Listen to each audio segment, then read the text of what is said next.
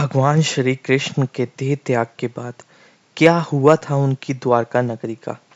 क्या हुआ था उनकी 16,108 पत्नियों का?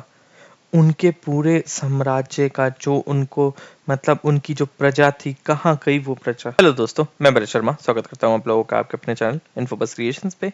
चैनल को आपने अभी तक सब्सक्राइब नहीं किया है तो जल्दी से सब्सक्राइब का बटन दबा दें और बेल आइकन को ऑल पे कर लें ताकि जब भी कोई न्यू वीडियो आए तो उसकी नोटिफिकेशन आप लोगों को मिल जाए। दोस्तों, आज हम बात करेंगे भगवान श्री कृष्ण के देह त्याग के बाद के बारे में। जब श्री कृष्ण नहीं रहे थे, चले गए थे, उन्होंने देह त्याग कर दिया था, तो उसके बाद में ऐसा क्या हुआ? उनकी नगरी के साथ में क्या हुआ? उनकी पत्नियों के साथ में क्या हुआ? उनके जो कुल के अंदर जो बचे थे लोग, उनके साथ में क्या हुआ? तो आज हम अपनी वीडियो में इस चीज़ के बारे में बात करेंगे।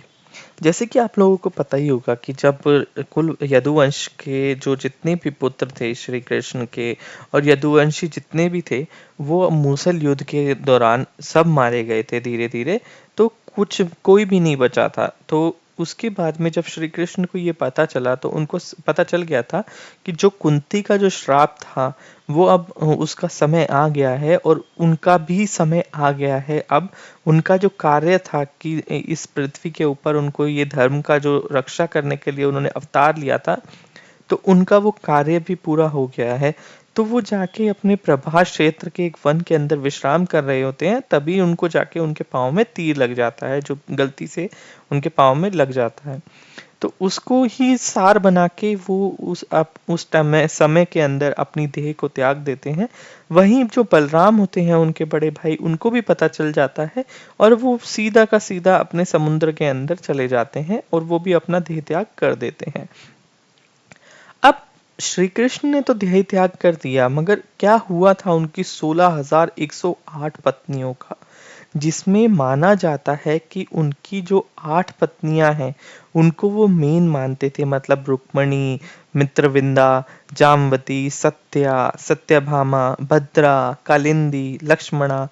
तो उनकी जो 8 मेन पत्नियां भी थी, उनका क्या हुआ? श्री कृष्ण के देह त्याग के बाद में उनकी जो द्वारका नगरी थी उसका क्या हुआ? तो जब श्री कृष्ण का देह त्याग हुआ तो सबसे पहले जो पता चला था वो पता चला था अर्जुन को। तो अर्जुन को जब पता चला तो अर्जुन को उन्होंने बोला कि अब आगे की जो तुम्हारे को जो काम करना है वो तुम्हारे को मेरे लिए ये करना है कि जो पूरी की पूरी द्वारका नगरी है तुम्हें उसको खाली करना है और खाली करने के साथ साथ उनका आगे मतलब उनका ध्यान रखना है। तो जितने भी लोग हैं उनका आपको पालन करना पड़ेगा। तो अर्जुन ने मतलब श्री कृष्ण को वादा किया था। तो उसके बाद से उन्होंने क्या किया कि अपना जो देह है वो त्याग दिया था और वो चले गए थे सीधा अपने द्वारका नगरी के अंदर।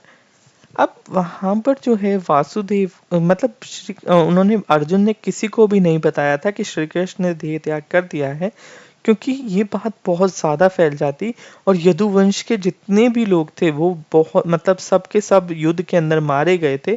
तो एक तरह से सब जगह विलाप होना शुरू हो जाता और हर जगह से रोने की आवाजें आने लगती। तो अब ये चीज़ देखकर वो गए द्वारका नगरी के अंदर। वहाँ पर जाके उन्होंने सबसे पहले जो चीज़ बताई वो सिर्फ़ और सिर्फ़ श्री कृष्ण के जो पिता थे, जो उस टाइम तक भी जीवित थे, वासुदेव, उनको बताई उन्होंने कि श्री कृष्ण ने अब देह त्याग कर दिया है। यह सुन के उनके पिता भी मतलब शोक में चले गए और उसके बाद में कुछ ही समय के बाद मतलब कुछ ही चंद घंटों के बाद में ही उन्होंने भी अपने देह त्याग कर दिया।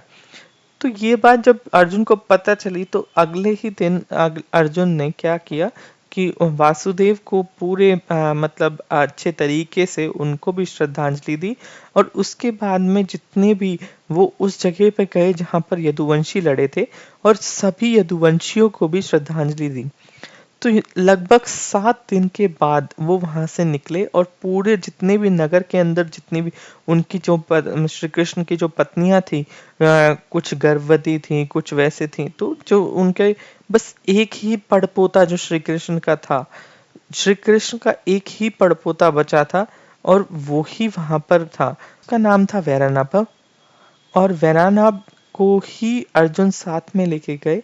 उसके बाद में उनके साथ ले ले जाकर मतलब उन्होंने सबको वहाँ से द्वारका नगरी से निकाल दिया और रास्ते से जाने लगे। अब रास्ते से जब जाने लगे तो उनको मतलब रास्ते के अंदर ही एक जगह ऐसी आई जहाँ पर कई सारे लुटेरे वास किया करते थे। उस जगह का नाम था पंचार देश।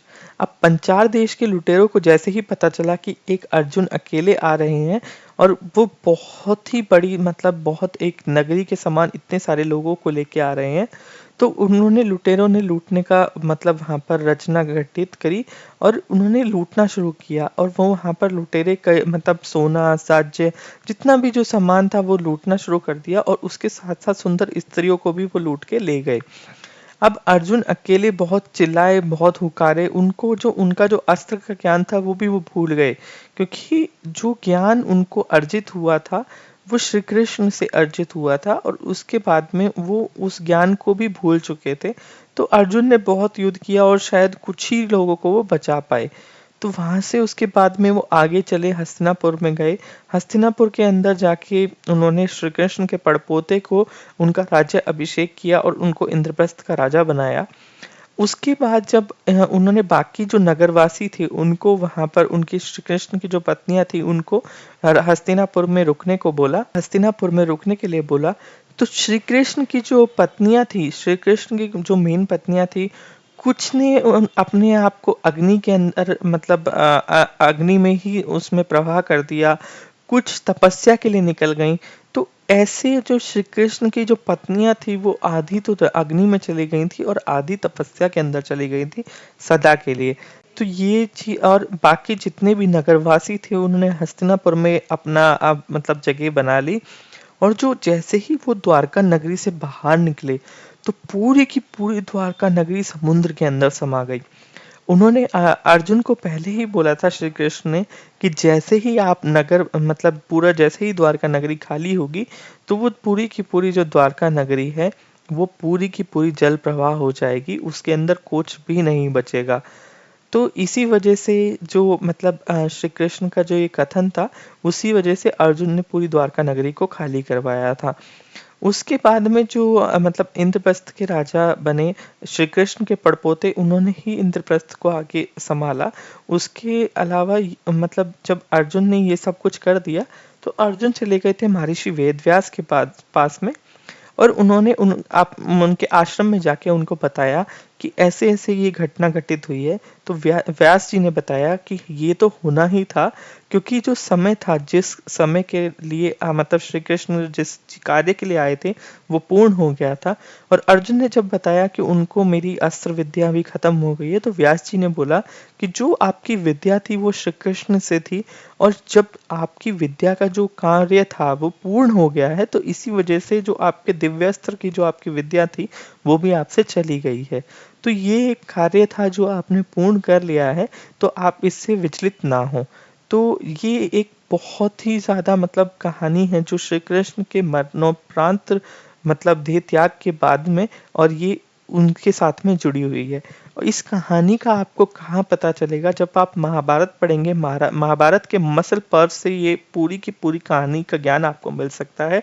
आप चाहें तो महाभारत पढ़ के इसका ज्ञान ले भी सकते हैं। तो दोस्तों आशा करता हूँ वीडियो आप लोगों को पसंद आया होगा। वीडियो पसंद आया तो लाइक करें, शेयर करें अपने दोस्तों के साथ में। आज की वीडियो में इतना ही। धन्यवाद।